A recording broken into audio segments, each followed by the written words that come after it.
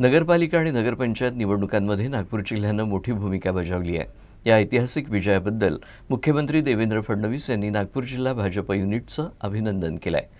महायुतीनं नगराध्यक्ष पदांपैकी तब्बल 75% जागा जिंकून आपल्या ताकदीची प्रचिती दिली आहे। या निमित्तानं मुख्यमंत्र्यांच्या हस्ते नागपूर जिल्ह्यातील नवनिर्वाचित नगराध्यक्ष आणि नगरसेवकांचा रामगिरी येथील शासकीय निवासस्थानी छोटेखानी सत्कार करण्यात आला।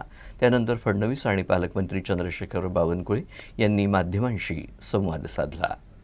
नुकत्याच पार पडलेल्या नगरपंचायत आणि नगरपरिषद निवडणुकांमधून भारतीय जनता पक्ष हा क्रमांक 1 चा पक्ष असल्याचं स्पष्ट झालं असल्याचं यावेळी पत्रपरिषदेत बोलताना मुख्यमंत्री फडणवीस यांनी सांगितलं।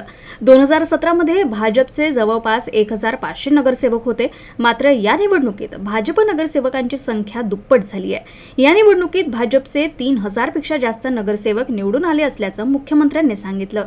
महाराष्ट्राच्या इतिहासामध्ये भाजपने एक अजून नवीन रेकॉर्ड तयार केलेला आहे, तो म्हणजे नगरसेवक निवडून आणण्याचा। मागच्या निवडणुकीमध्ये भाजपचे 2017 साली आपणच 1 नंबर पक्ष होतो, पण आपले 1500 नगरसेवक निवडून आले होते। यावेळी जवळपास 3000च्या वर नगरसेवक, दुप्पटीपेक्षा जास्त नगरसेवक हे भाजपचे निवडून आले आहेत। आणि 6 पक्ष, इतक्या आघाड्या, इतके अपक्ष असं सगळं असताना एकूण नगरसेवकांच्या 48% एकट्या भाजपचे नगरसेवक महाराष्ट्रामध्ये निवडून आलेले आहेत। गेल्या 30 वर्षाचा मी स्टॅटिस्टिक्स पाहत होतो, तर त्यात हा रेकॉर्ड आहे। एवढे नगरसेवक नगरपालिकेच्या निवडणुकीत कुठल्याच एका पक्षाचे आलेले नाहीत। नागपूर जिल्ह्यातील 27 नगराध्यक्षांपैकी 22 नगराध्यक्ष भाजपचे आहेत। या सर्व नगर परिषदांचा विकास मॉडेल शहरांच्या रूपात करण्याचा आपला निर्धार असल्याचं त्यांनी सांगितलं।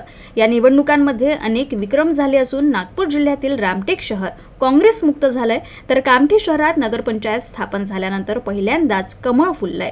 ज्या पद्धतीनं स्थानिक स्वराज्य संस्थांच्या निवडणुकांमध्ये भाजपला यश मिळालं, त्याच पद्धतीनं महानगरपालिका निवडणुकांमध्येही भाजपला विजय मिळेल असा विश्वास फडणवीस यांनी व्यक्त केला। बावनकुळे साहेब असतील, मी असेल, आपले आमदार असतील, आपले नेते मंडळ असतील, यांच्या नेतृत्वामध्ये ही जी 27 शहर आहे, भले आपले महायुतीचे 24 असतील, 3 आपले निवडून आले नसतील, पण 27 शहर जी आहेत, या 27 शहरांमध्ये अतिशय चांगल्या प्रकारचा विकास करायची जबाबदारी ही आम्ही घेतलेली आहे। आणि त्यात आपले जे 22 शहर आहेत, ते 22 शहर मॉडेल शहर कसे आपल्याला तयार करता येतील हा प्रयत्न आपण करू। इतरही शहरांमध्ये आपण चांगलं काम करू।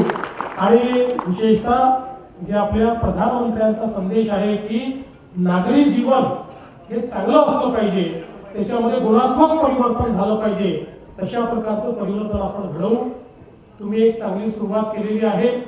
आता महानगरपालिकेच्या निवडणुका आहेत, त्यामुळे हीच सुरुवात जी आहे ती आता महानगरपालिकेमध्येही आपण त्याचं प्रतिबिंब उमटवू।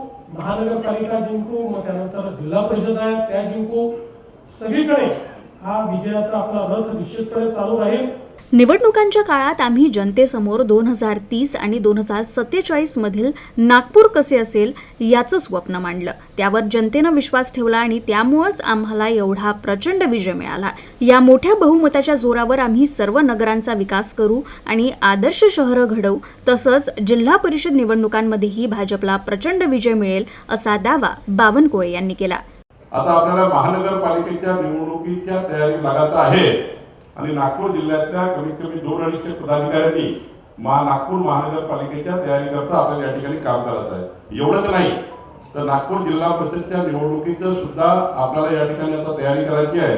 आणि देवेंद्रजी, मी आपल्याला विश्वास देतो, जसं नागपूर नगरपालिकेमध्ये आम्ही या ठिकाणी उच्चांक गाठला आहे, तो तसाच उच्चांक नागपूर जिल्हा परिषदचा अध्यक्ष सुद्धा भारतीय जनता पार्टीचा होईल, महायुतीचा होईल।